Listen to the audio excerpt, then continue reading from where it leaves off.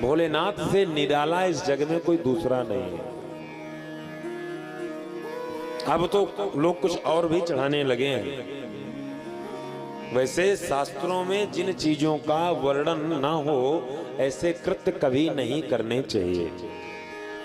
कई बार मैं देखता हूं पूजा में, जैसे कि भगवान शिव का अभिषेक करवाया तो पंडित जी ने आपको सामग्री की जब सूची बनाई तो सूची में उन्होंने लिखा कि भाई भांग भी लाना है, धतूरा भी लाना है। इन सारी चीजों की हरी हरी पत्ती मंगाई जाती है। अब लोगों ने शॉर्टकट क्या बना लिया, कोई बात नहीं भांग नहीं मिल रहा तो गांजा चढ़ा दो, गांजा भी चढ़ाने लगे। अच्छा क्यों भाई, गांजा चढ़ा दो और उसके बाद उसको प्रसाद रूप में ले लो।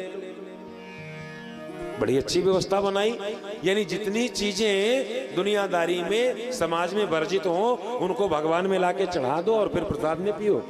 वाह भैया, गजब के सनातनी हैं आप लोग।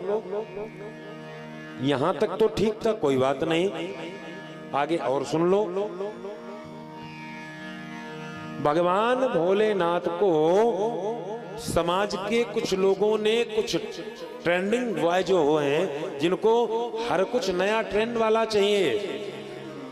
आप लोगों ने देखा होगा कई लोग एक टी शर्ट पहनते हैं, कई लोग अपने अपने मोबाइल में वॉलपेपर लगाते हैं, डीपी लगाते हैं। भगवान भोलेनाथ की एक पिक्चर बहुत समय से वायरल की गई और उस पिक्चर में भगवान भोलेनाथ को बड़ी सी, इतनी बड़ी सी चिलम लेकर ऐसे पीते हुए बनाया गया।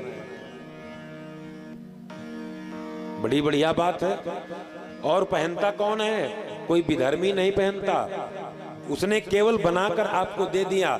कभी कभी तो इसका प्रयोग कर लिया करो भारत वालों, सनातनियों, इसका कभी कभी प्रयोग किया करो। आपके भगवान को गंजेड़ी बनाकर आपके ऊपर ही टी शर्ट में फोटो चिपका करके आपको दे दिया और आप बढ़िया बॉडी दिखाने के लिए टी शर्ट पहन के घूम रहे हो। वाह भैया, जिस दुकान वाले ने उस टी शर्ट को पहली बार बेचा था और जिस व्यक्ति ने पहली बार खरीदा था, उसका कर्तव्य था उस दुकान वाले को, उस खरीदने वाले व्यक्ति को कम से कम 108 थप्पड़ मारने चाहिए। तुम्हारी हिम्मत कैसे होगा इस टी शर्ट को खरीद कर लाने के लिए, तुम्हारी हिम्मत कैसे होगी इसको बेचने की? क्या हमारे आराध्य महादेव गंजेड़ी थे? और अगर गंजेड़ी थे तो कोई एक व्यक्ति उनको गंजेड़ी सिद्ध करके दिखा दे। अरे शर्म किया करो, कभी कभी आपके सनातन की मैयत निकाली जाती है और आप लोग उसको ट्रेंडिंग में लाते हो, उसकी डीपी लगाते हो, उसकी टी शर्ट पहन के घूमते हो। छोटी छोटी चीजें बड़ा आकार लेती हैं। हर चीज को तभी पकड़िए जिस समय कोई चीज प्रचलित होने वाली हो। बाद में विरोध करने से कुछ नहीं होता, बाद में फिर संग्राम का एक बड़ा रूप तैयार करना पड़ता है। तो इसलिए भगवान भोलेनाथ गंजेड़ी नहीं थे, ये आप लोग समझ लीजिए। उन्होंने जगत के लिए विष पिया था। समुद्र मंथन से जब कालकूट विष निकला, जब पूरा त्रैलोकी को भस्म करने की क्षमता रखता था, तब देवता भगवान की भोलेनाथ की शरण में आए और भोलेनाथ से हाथ जोड़ करके निवेदन किया, हे भोलेनाथ, हे देवों के देव, कृपा करके इसे स्वीकार करिए।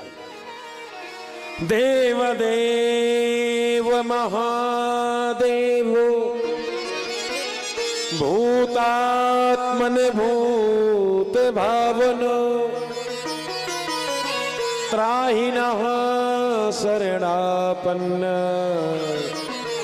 त्रैलोक्य बहना विषम। जब उस जहर को लेकर, उस भयंकर विष को लेकर के देवता पहुंचे, तब प्रार्थना किया, हे प्रभु, आप इसे स्वीकार कर लेंगे तो त्रिलोकी बच जाएगी, नहीं तो ये हलाहल विष संपूर्ण त्रिलोकी को भस्म कर देगा। तब भगवान ने दोनों अंजलि बनाकर जगत के कल्याण के लिए जहर पी लिया और आप लोग इतने निष्ठुर हो गए, उनको धन्यवाद देने की बजाय उनको गंजेड़ी साबित करते हो। भोलेनाथ गंजेड़ी नहीं थे। अगर भोलेनाथ ने जहर नहीं पिया होता तो पूरी त्रैलोकी भस्म हो गई होती। इस त्रैलोकी में कोई बचता नहीं, इसलिए वो देवों के देव हैं, महादेव हैं, वो नशेड़ी गंजेड़ी नहीं है। इस बात का ध्यान रखिए।